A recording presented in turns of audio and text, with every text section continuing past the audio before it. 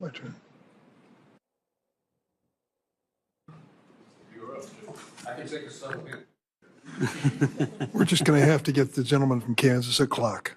I thought it meant I had 4 minutes and 55 seconds left.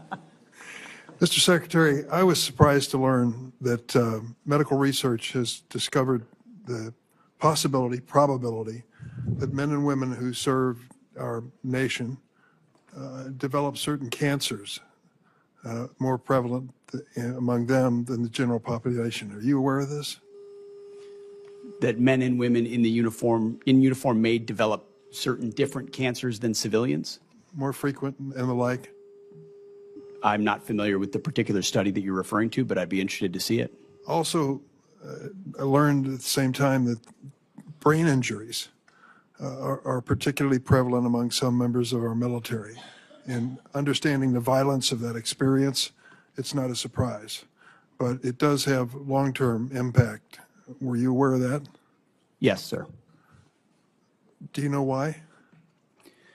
Well, decades of deployments to places where explosions, large and small, happen on the regular basis, and certain people are right next to small explosions on a regular basis or big explosions in one incident, or they have a duty MOS, like you're an artilleryman, where the constant thud of that alters the physical aspect of your brain in ways that we don't fully understand, but we know are caused by that service. So we're very aware of that. Do you feel a special responsibility as Secretary of Defense representing these services and the men and women who are part of them to make sure that we get as quickly as we can to the bottom of this and figure out what we can do, if anything, to reduce the likelihood of additional cancers or brain injuries?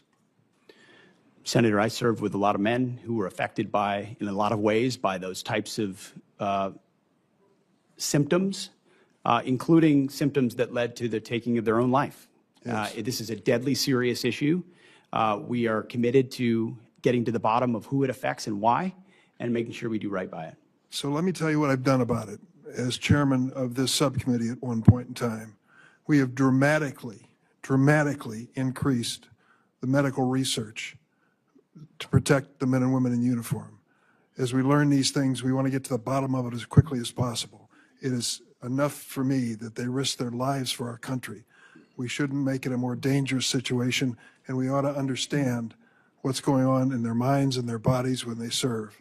And as a result of that, we have dramatically increased defense medical research. I think we owe it to the men and women in uniform. Your budget cuts two-thirds of that amount for defense health research.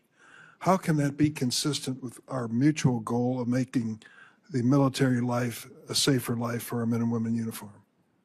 Well, Senator, I would take issue with your characterization that all 2/3 of that, whatever was reduced, is focused on the issues that you just spoke about, because those are issues that, as a secretary who's very close to these issues and knows people close to these issues, my team knows that's exactly the type of research that we would fund. But we did find lots of other research inside the Defense Department to the tens and millions, and in some cases, hundreds of millions of dollars that was a boondoggle for the American people. Why? And we were Give proud to get rid of it. me an example of a boondoggle in medical research in There are defense health.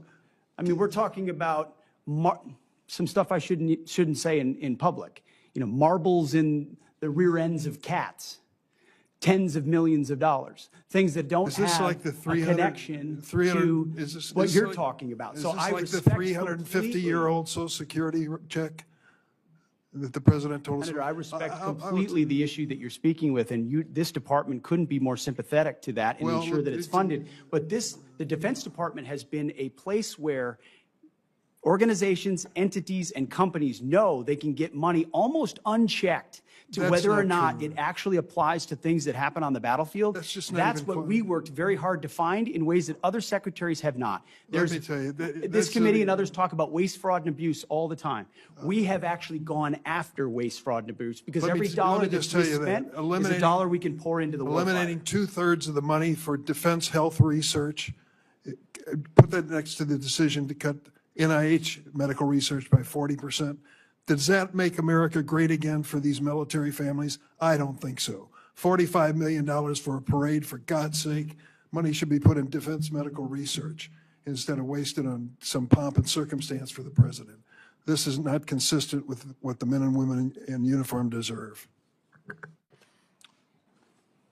Senator Hoeven, then Senator Schatz, Senator Bozeman. Thank you, Mr. Chairman. Want to thank you for being here, and I want to thank you for your